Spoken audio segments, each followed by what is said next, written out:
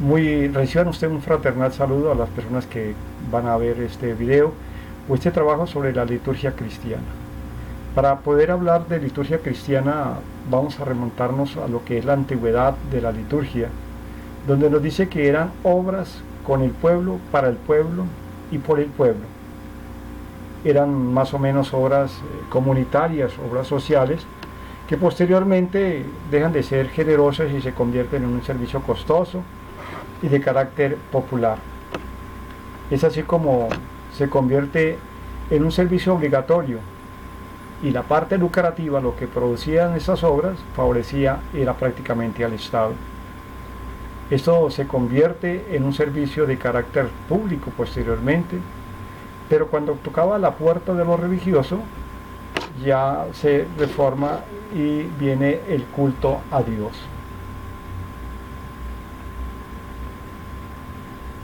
Cuando Dios ofrece signos, es un tema que nos puede interesar a nosotros, o que más bien nos interesa.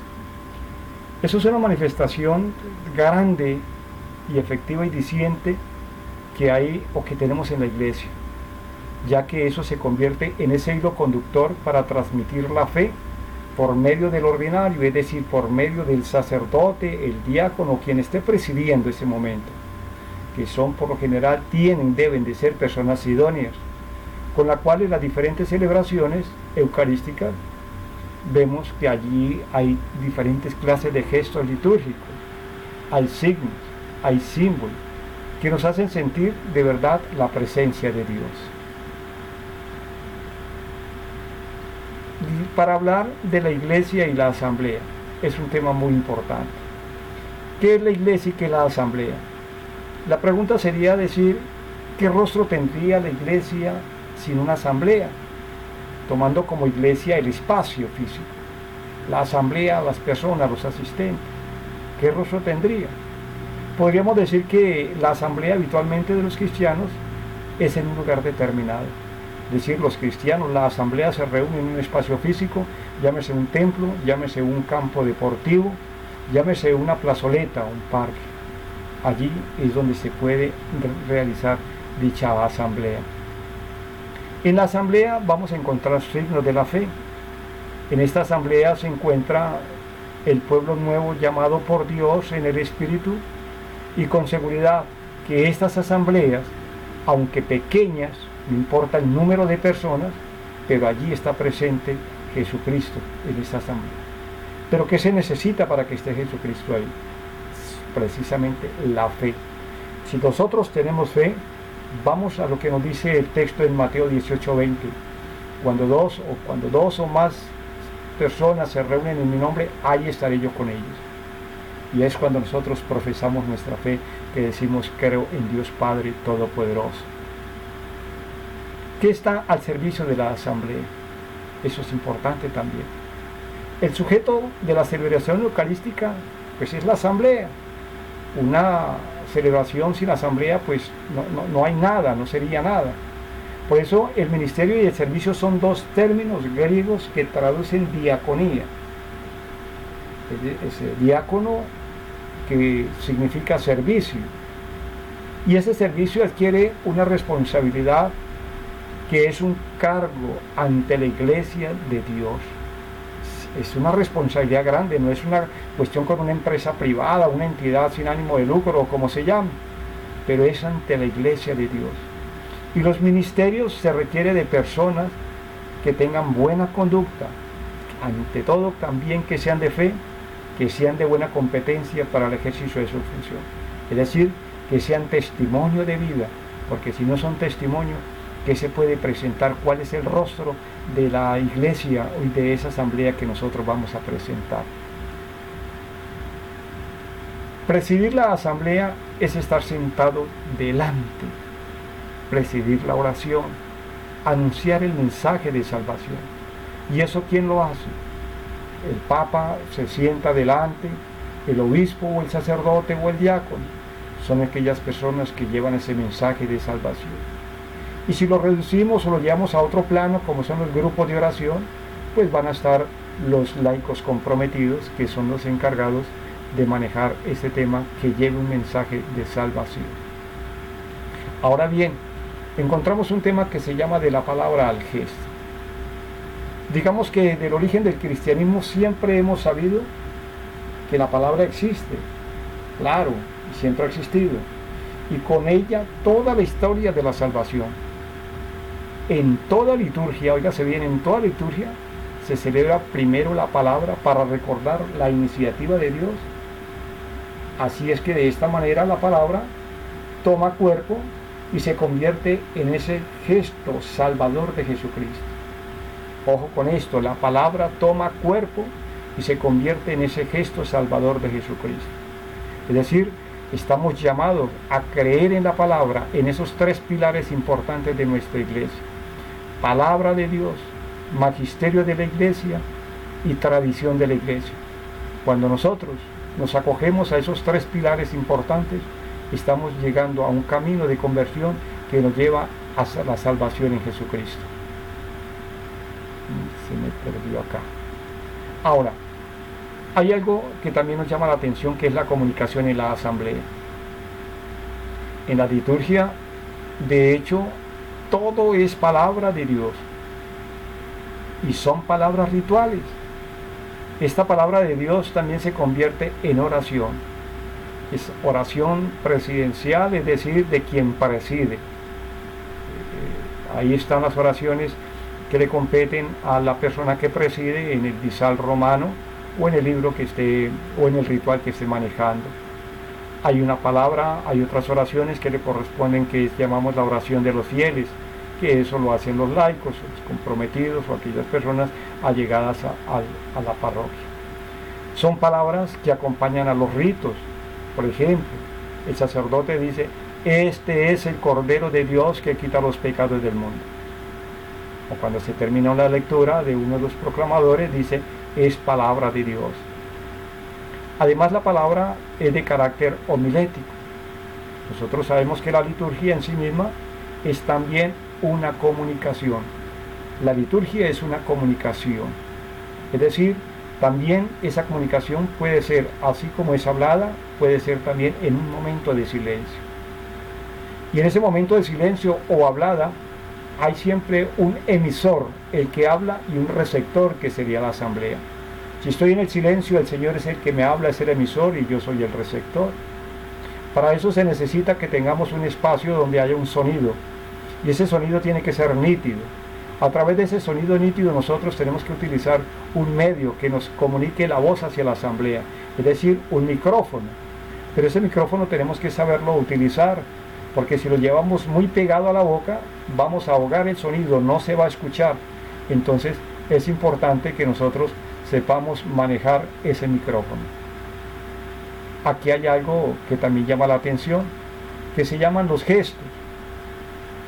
Si en la liturgia todo es palabra, podemos decir también que todos son gestos. Claro, en una liturgia hay palabra, pero también hay todo gesto. Y ahí vamos a ver dos clases de gestos. Unas que son llamadas las posiciones. Posición de sentado, recordemos que María se sentó a escuchar al Señor, ¿cierto? El ejercicio del caminar en el momento en que vamos hacia la comunión. Arrodillarse cuando estamos adorando al Señor. La inclinación para recibir bendición, o postración que hacen los nuevos sacerdotes recién ordenados. Hay gestos de las manos. Por ejemplo, cuando nosotros presentamos o vemos que el sacerdote está con las manos juntas, tiene su significado. Cuando tiene las manos abiertas, también nos muestra algo. Cuando nos da la señal de la cruz que imparte la bendición, o cuando el obispo coloca o hace imposición de mano a los nuevos presbíteros, o lo coloca a los jóvenes de confirmación. Aquí tenemos que anotar que hay cosas que tenemos que hablar sobre lo que es lo sagrado y lo bello.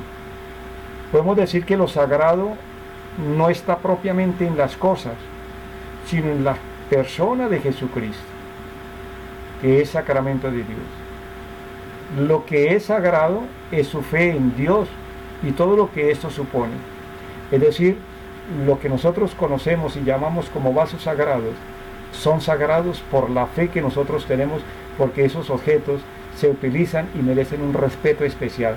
Es el respeto y el uso que le damos a esos objetos que nosotros utilizamos en la celebración.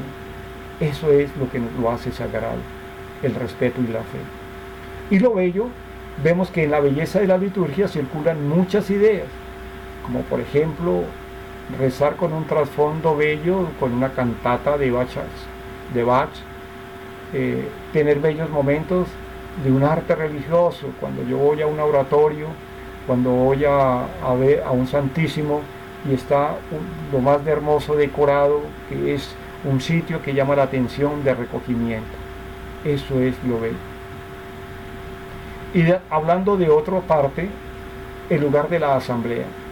La asamblea se reúne en un lugar físico, pero propiamente para nosotros es un templo parroquial, a lo que llamamos también capilla. Si nosotros nos paramos al frente, cuando tan pronto entramos, vemos al fondo un paredón con una cruz grande a la que se conoce como retablo.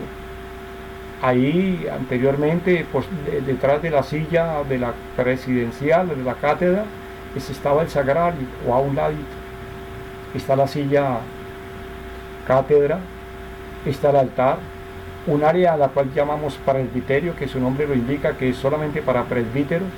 Está el altar, la credencia, hay fuente bautismal, hay un ambón, hay un confesionario, hay unos cuadros o imágenes, hay unas naves donde vamos a encontrar unas bancas. Es decir, hay un lugar agradable donde se pueda reunir la asamblea. En cuanto al canto y la música, desde luego que una celebración se puede hacer, una celebración en Jesucristo se puede hacer sin canto, sin recurrir a música. Pero al canto, la tradición cristiana ha ocupado un lugar privilegiado en la celebración.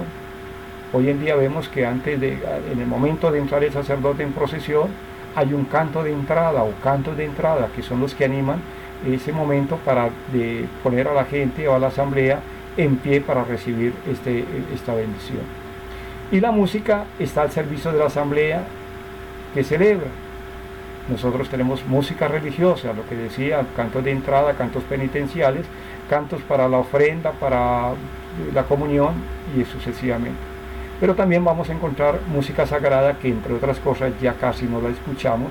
Por ejemplo, la gregoriana, misas gregorianas que escuchábamos anteriormente.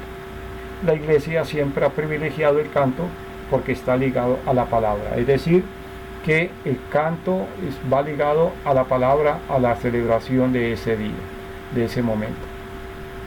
Tenemos objetos y vestiduras.